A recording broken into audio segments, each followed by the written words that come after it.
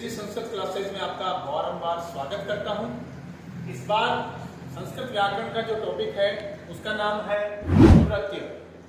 जैसा कि मैंने पिछली क्लास में आपको बताया कि प्रत्यय का टॉपिक अगली क्लास में हम लेकर आपके सामने हाजिर होंगे। तो इस बार प्रत्यय के बारे में थोड़ी चर्चा करेंगे।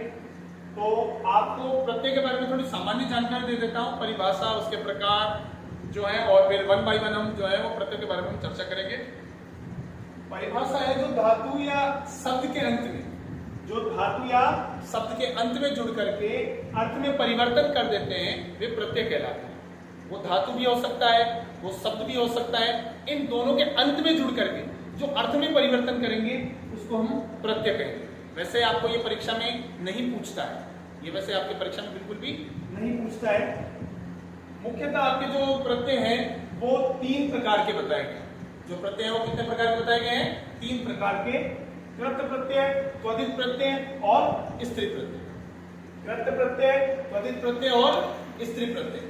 देखिए इनमें आपके ये माध्यमिक शिक्षा बोर्ड में 3 नंबर का प्रश्न पूछता है। ये माध्यमिक शिक्षा बोर्ड में कितने नंबर का प्रश्न पूछता है? 3 नंबर का प्रश्न पूछता है, जो तीनों एक नंबर के होते हैं। बाकी हम चर्चा करेंगे आगे की एग्जाम रिव्यू का जो वीडियो होगा उसमें हम चर्चा करेंगे और उसमें बताएंगे कि आपको किस प्रकार के प्रश्न पूछा जाता है, कैसे आपको सॉल्व करना होता है। जैसा कि हमने पिछली क्लास में कारक प्रकरण के जो एग्जाम रिव्यू का जो वीडियो देखा उसमें बनाया, तो उसमें आपने देखा होगा किस प्रकार के प्रश्न पूछते हैं, ताकि आपको सभी एग्जाम का जो एग्जाम रिव्यू है उसका एनालिसिस हो जाएगा। कृत प्रत्यय, त्वदित प्रत्यय और स्त्री प्रत्यय। इससे कृत प्रत्यय में क्या होता है? धातुओं का प्रयोग किया जाता है। इस त्वदित प्रत्यय में शब्दों का प्रयोग किया जाता है, और ये स्त्री प्रत्यय होता है जो पुल्लिंग से स्त्रीलिंग के रूप में हम बनाते हैं। इसमें पहला प्रत्यय है कृत प्रत्यय में सत्री प्रत्यय। सत्री प्रत्यय, इसमें सीधी सिंपल सी बात ध्यान में रखनी है कि अंत में ये सत्री प्रत्यय है, इसमें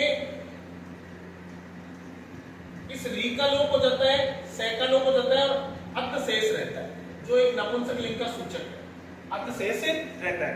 अब सब कुछ समझ में नहीं आ रहा है तो सीधी सिंपल सी भाषा में एक चीज याद रखनी है, वो ये याद रखनी है कि पद के अंत में न आ जाए। जैसे कि मैंने यहाँ पे लिखा है, देखिए पहचान, पुल्लिंग पद के अंत में न के हलंत लगा हुआ आएगा, आप उससे पहचान सकते हैं कि वहां पे सत्री प्रत्यय।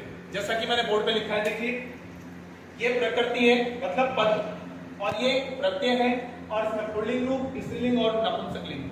ये मैंने 4 लिखे हैं आपको समझाने के लिए। बाकी आप लोग जो है वो प्रैक्टिस करेंगे इसकी। पठ धातु है सत्री प्रत्यय जोड़ा। देखिए आपको परीक्षा में जो है एक वाक्य देगा, उस वाक्य देकर के कोष्टक में इस प्रकार बंद कर देगा, पठ धन सत्री। अब बनाओ इसका, तो आपको अधिकतर जो है वो इसमें केवल पुल्लिंग रूप पूछता है, तो वहां पे आप लोगों को कुछ भी कंफ्यूजन होने की जरूरत नहीं है। पठ के आगे न लगा देना। जैसे ये पठ तो लिखा हुआ है, इसके आगे न लगा के हलन कर देना, ये सत्री बन गया। बस आपको कोई कंफ्यूजन नहीं रखना है, शॉर्ट एंड स्वीट तरीके से बता रहा हूं। अस है, ये अस जो है थोड़ा स्पेशल इसलिए मैंने लिखा है।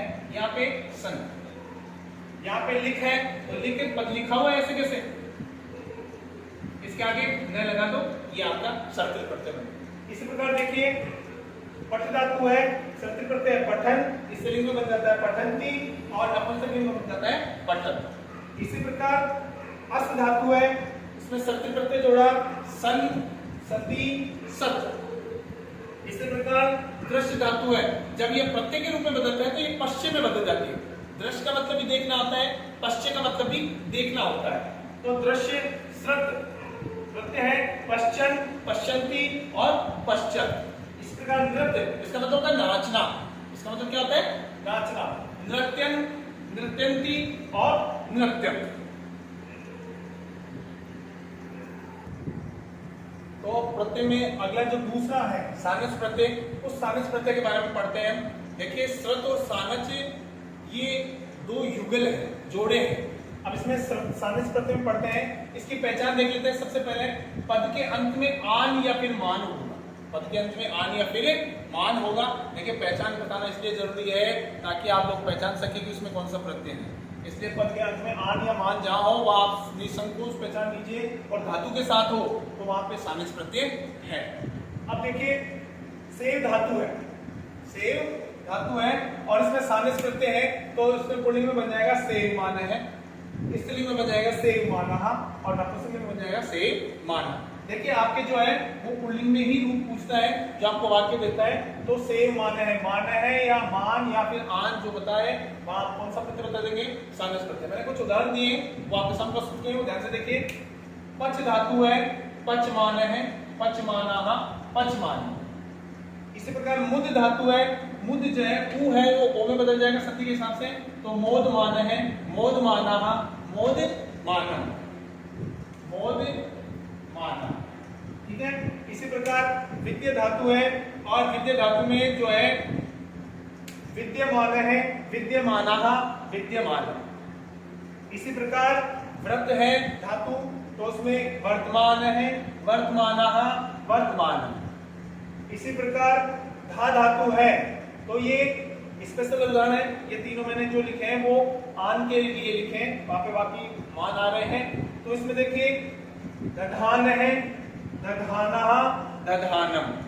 ये एग्जांपल जो है वो परीक्षा की दृष्टि से बहुत महत्वपूर्ण है, इसको थोड़ा नोट कीजिएगा। इसी प्रकार भ्रू धातु है, सानस प्रत्यय होने पर ब्रुवाण है, ब्रुवाणः, ब्रुवाण। ध्यान रखिए मात्रा का फर्क है, जब धातु होती है तब तो बड़ी मात्रा आती है और जब प्रत्यय जुड़ने के बाद में जब पद बनता है तो उसमें मात्रा छोटी हो जाती है। ये बात ध्यान में रखना, मात्रा जो धातु होती है उसमें बड़ी, प्रत्यय जुड़ने के बाद वो छोटी हो जाती है। इसी प्रकार दा धातु है, सानस प्रत्यय है, दधान है, दधाना और दधानम। हाँ देखिए अगला जो है तीसरा प्रत्यय है तव्यत प्रत्यय। इस तव्यत प्रत्यय में देखिए पद के अंत में तव्य शेष रहेगा, वहीं आपकी पहचान हो जाएगी कि ये तव्यत प्रत्यय है। जैसे पठ धातु है और तव्यत प्रत्यय है, पठितव्य, पठितव्या और पठितव्य।